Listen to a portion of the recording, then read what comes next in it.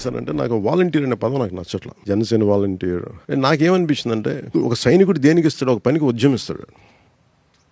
అంటే ఒక particular task ఒక ఉద్యమించేవాడు, ఒక ఉద్యమానికి నిలబడేవాడు. నాకేం ఇప్పుడు జన సైనికులు ఎందుకు బలం అంటే వాడు ఉద్యమిస్తారు. వాళ్ళు నేను ఉద్యమం నాకు ఎలా ఉంటుంది, ఐఎమ్ నాట్ పొలిటికల్ లీడర్, నేను ఉద్యమకారుడు ప్రాక్టికల్ పాలిటిక్స్ చేస్తే ఎలా ఉంటుందో మీకు జనసేన చేసి చూపిస్తుంది. సో మన పార్టీలో ఉండే వాళ్ళందరూ ఉద్యమకారులే. కాకపోతే దాన్ని సంస్కృత పదం ఉద్యమే తీసుకున్నాం. ఇది దేనికి తీసుకున్నాం అంటే ఉద్యమే అనే పదం ఇది మన నారాయణ పండితులు వారు చెప్పిన సుభాషితం నుంచి ఈ పదం తీసుకున్నాం. ఉద్యమేనైవ సిద్ధ్యంతి కార్యాణి నా మనోరథైః నాహి సుప్తస్య సింహస్య ప్రవిశంతి ముఖే మృగాః అనేది ఈ సుభాషితం. ఏదైనా సత్కార్యాన్ని సంకల్పించినప్పుడు దృఢ సంకల్పం ఉండాలి, కొనసాగించడానికి కృషి ఉండాలి.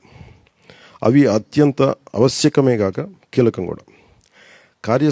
సాధనలో ఎదురయ్యే ఒడిదుడుకుల్ని తట్టుకుని లక్ష్యాన్ని సాధించేందుకు పట్టుబట్టి వదలన్న వాడే ఉద్యమి, అతనే మన జన సైనికుడు. అందుకని ఇది ఉద్యమి మెంబర్షిప్ కింద తీసుకోండి.